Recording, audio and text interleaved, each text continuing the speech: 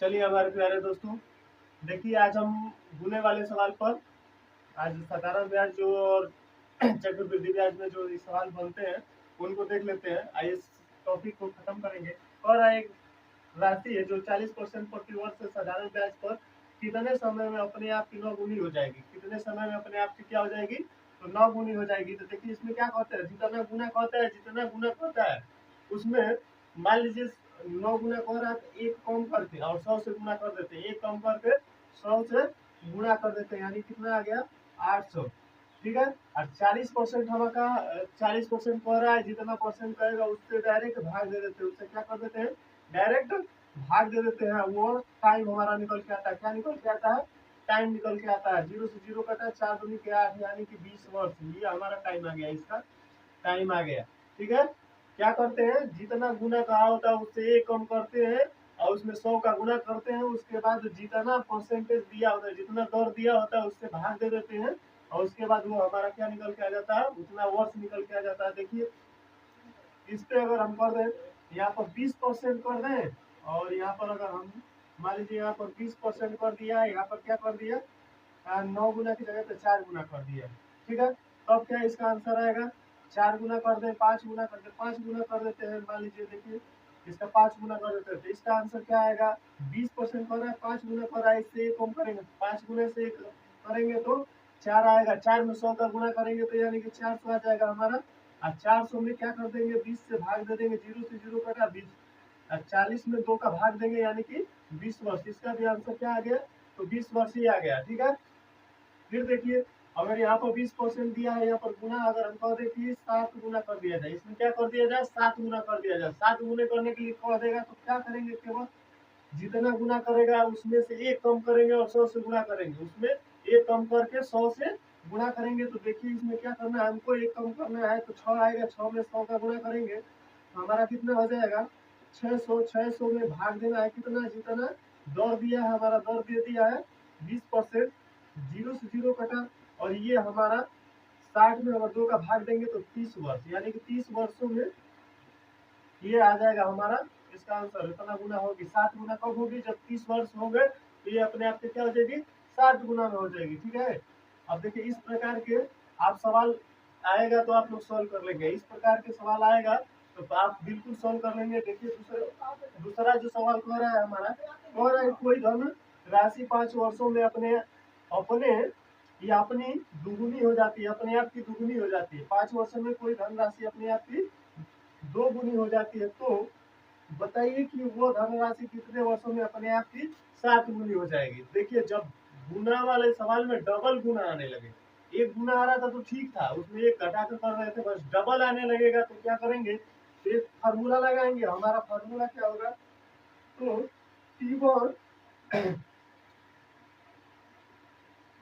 पहला गुना -1, दूसरा गुना -1 बराबर T1 बटे में T2। इस फार्मूले को याद करिएगा। इसी फार्मूले से जब डबल गुना आ जाएगा, जब सवाल में डबल गुना की बात करेगा तो इस फार्मूले को लगाएंगे और तुरंत इस सवाल को सॉल्व कर लेंगे।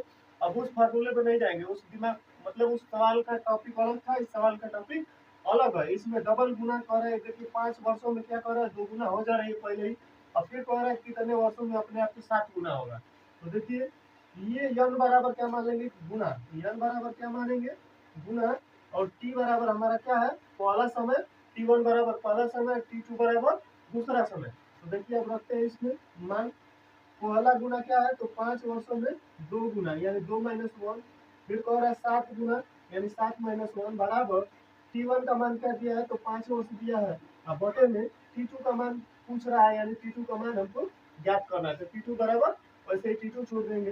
अब देखिए इसमें क्या करेंगे, घटाएंगे तो 2 में से 1 जाएगा 1 और 7 में से 1 जाएगा 6, बराबर आ गया 5 बटा में T2।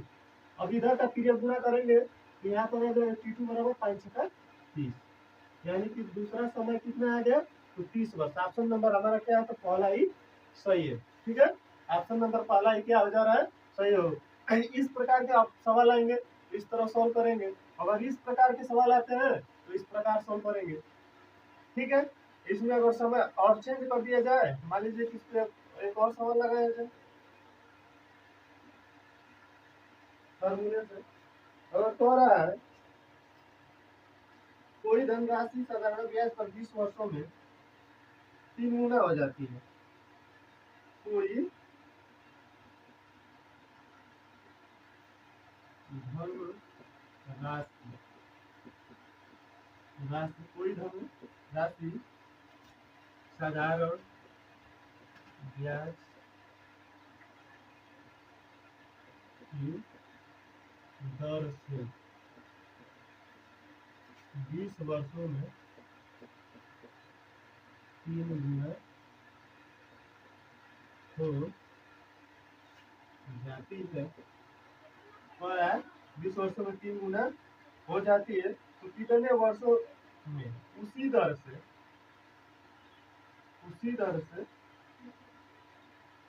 कितने वर्षों में उसी दर से साधारण ब्याज पर वो दोगुनी हो जाएगी। कितने वर्षों में उसी दर से अपने आप की दोगुनी होगी। तो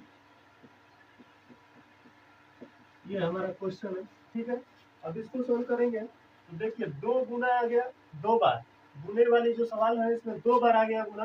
तो जब भी बताया होगी, जब भी 2 बार कहेगा तो T1 T2 वाला फार्मूला ये वाला लगाएंगे फार्मूला। तो देखिए गुना यानी N1 माइनस 1 N2 माइनस 1 बराबर T1 बटा में T2। इस फार्मूले पे इसको रखते हैं। देखिए पहला क्या गुना क्या दिया है हमारा, पहला गुना कितना दे दिया है, तो 3 गुना यानी 3 माइनस 1। फिर दूसरे में क्या कर रहा है 2 गुना, तो 2 गुना करने के लिए 1। T1 का मान कितना है 20 वर्ष। T2 का मान नहीं पता है, T2 का मान निकालने के लिए कहा निकाल लेंगे, कोई दिक्कत नहीं है। ये आ जाएगा 2 बटा 1 बराबर 20 बटा T2, यानी गुना करेंगे पीरियड गुना करेंगे तो T2 बराबर 20, यानी 2 से कटा कितना 10, यानी कि T2 बराबर कितना आ गया 10 वर्ष।